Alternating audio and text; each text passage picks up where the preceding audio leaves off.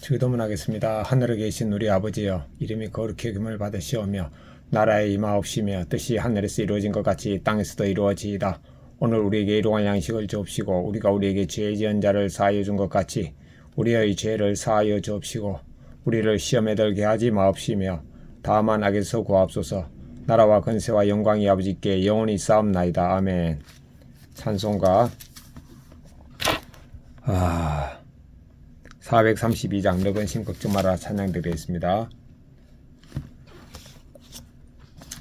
너건 심 걱정 말아라 예수님 너를 지키리 예수님 날개 밑에 거하라 예수님 너를 지키리 예수님 원습이 지키리 아무 때나 어디서나 예수님 원습이 지키리 널 지켜주시리. 아멘.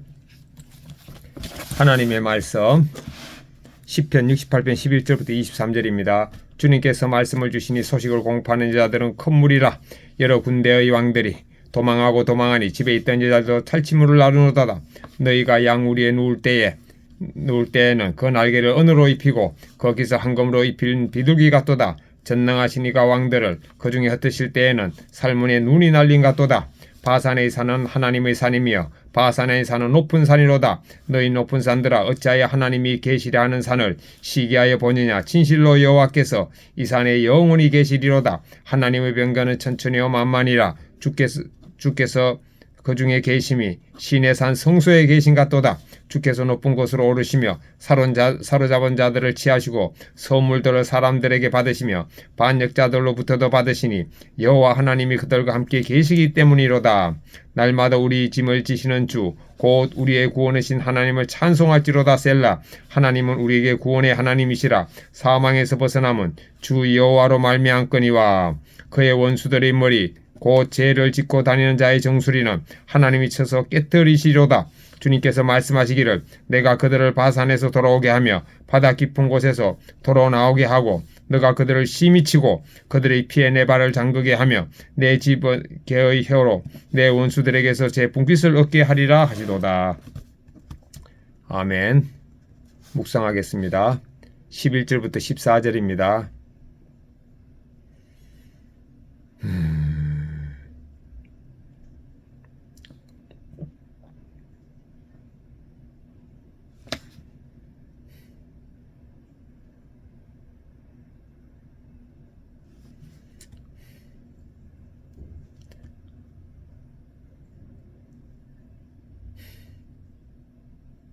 하나님께서는 하나님을 믿는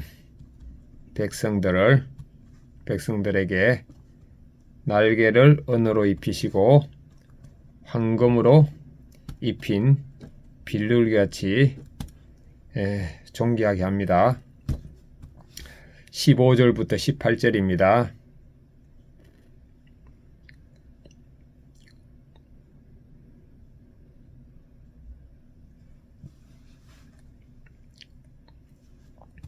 하나님을 믿는 사람들에게는 하나님이 함께 하심으로 늘 승리합니다.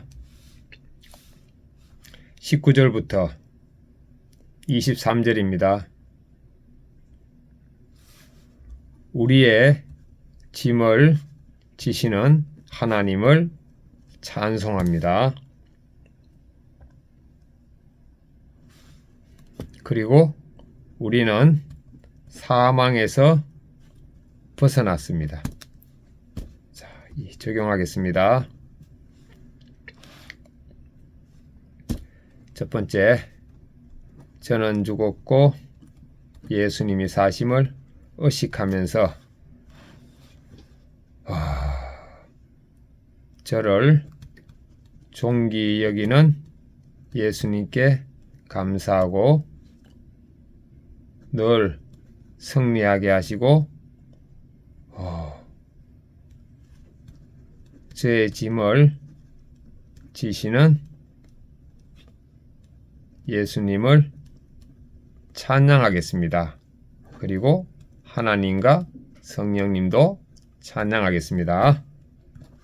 왼손은 주먹을 쥐고 예수님과 십자가에 못 박혔음을 의식하고, 오른손은 주먹을 쥐고 예수님과 손잡고 있음을 의식하겠습니다.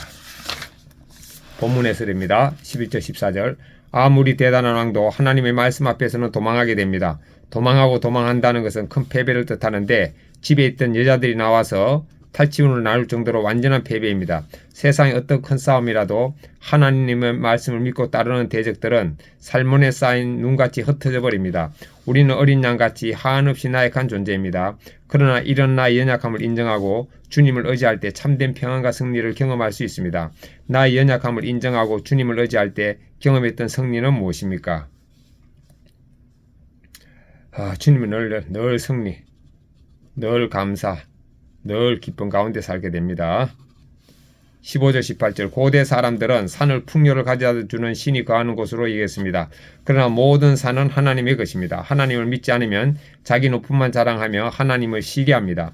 가장 높으신 하나님을 인정하면 되는데 자기 높음만 자랑하려고 하니 하나님을 믿지 못하고 미워합니다. 진정 복된 곳은 하나님이 선택하시고 거하시는 곳입니다. 성도는 하나님이 임재하시는 그곳으로 나아가 예배하며 그의 통치를 기쁘게 받아들여야 합니다. 나는 세상의 화려함보다 하나님 임재를 사모합니까? 화려한 세상이 더 좋지는 않습니까? 예, 세상보다는 하나님을 더 좋아합니다. 그러나 때때로 세상을 좋아할 때도 있습니다. 19절 23절. 다윗은 하나님을 날마다 우리 짐을 지시는 주시라고 고백합니다. 여기서 짐은 여러 가지를 의미하지만 결국 죄의 짐을 가리킵니다. 죄의 짐은 절대 내 힘으로는 해결할 수 없습니다. 죄의 문제를 해결하지 못하면 하나님과 원수되어 사망에 이를 수밖에 없습니다. 그러나 날마다 말씀으로 내 죄를 회개하며 죄의 짐을 주께 맡기면 주님이 힘을 주십니다. 악인이 심판을 받고 원수의 분깃이 되는 것은 회개하지 않기 때문입니다. 내가 주께 맡기지 못하는 죄의 짐은 무엇입니까? 날마다 회개하며 그 짐을 주께 맡기고 있습니까? 예, 날마다 십자가에 죽었음을 여기고 살고 있습니다. 기도하기. 날마다 저희 죄를 대신 지시는 주님을 찬양합니다. 주님보다 세상을 더 의지하는 저를 긍휼히 여기셔서 회개함으로 구원을 이루어가게 하옵소서. 세상의 시기를 받는 자리에서도 구원의 성수에 영원히 거하시는 주님만 의지하여 구원을 위한 사명을 감당하게 하옵소서. 아멘. 묵상간정. 내 짐을 지시는 주님. 그레이스 응웬. 기독교인을 탄압하는 나라에서 태어난 저는 내 힘으로 인생을 개척해야 한다고 믿었습니다. 그러다 하나님의 은혜로 한국에 유학 와서 교회에 다니며 구원의 하나님을 만났습니다. 공동체에서 말씀을 듣고 주 여호와로 말미암아 사망에서 벗어나게 된 것입니다. 그 후 저는 안정적인 삶을 꿈꾸며 결혼했습니다. 그런데 두 번의 유산과 남편의 실직 사건을 겪으며 제 삶은 무너졌습니다. 왜 이런 고난이 찾아왔는지 이해할 수 없어 하나님을 원망했습니다. 결혼하자마자 아기를 임신하고 출산한 친구를 시기 질투하느라 괴로웠습니다. 그때 저는 양처럼 한없이 나약한 존재임을 깨닫고 매일 큐티 말씀을 붙들고 기도했습니다. 그러자 하나님은 뭐든지 내 힘으로 해결하려 하고 계획대로 되지 않으면 불안해하며 비교의식과 열등감에 사로잡힌 제 실체를 직면하게 하셨습니다. 그리고 제가 할 수 없다고 고백한 그때 생명을 허락하셨습니다. 그런데 출산 후 아기가 원인 모를 구토증세로 중환자실에 입원하게 되었습니다. 하지만 그때도 하나님의 은혜와 보호하심으로 아기는 건강을 되찾았습니다. 그런데 육아에 점점 익숙해진 저는 말씀 묵상과 기도를 소홀히 했습니다. 그러자 아이가 아파서 두 번이나 입원하는 사건이 또 찾아왔습니다. 제 모든 일정과 계획이 무너지고 나서야 돈 버는 것에 마음을 두는 욕심을 보게 되었습니다. 돌아보면 두 번의 유산과 남편의 실직, 아이의 입원까지 제가 감당할 수 없는 짐으로 힘겨워할 때마다 하나님은 제 짐을 대신 지시고 저를 인도하셨습니다. 그럼에도 제게는 아직도 삶의 무게를 홀로 짊어지려는 교만이 있습니다. 이제는 저의 짐을 주께 맡기고 제게 허락하신 엄마의 때를 말씀 안에서 잘 감당하길 기도합니다. 적용 1. 출근하기 전에 아이와 함께 새싹 큐티인으로 큐티하고 아이를 위해 기도하겠습니다. 적용 2. 돈 욕심을 버리고 아르바이트를 일주일에 3건만 하겠습니다. 제 적용을 확인하겠습니다. 적용 1. 저는 좋고 예수님 사심을 의식하면서 저를 존귀히 여기는 예수님. 감사하고 늘 승리하고 재짐을 지시는 예수님을 찬양하고 하나님과 성령님도 찬양하는 시간을 갖겠습니다. 왼손은 주먹을 쥐고 예수님과 십자가 못 박혀서 의식하고 오른손은 주먹을 쥐고 예수님과 손잡고 있음을 의식하겠습니다. 아멘.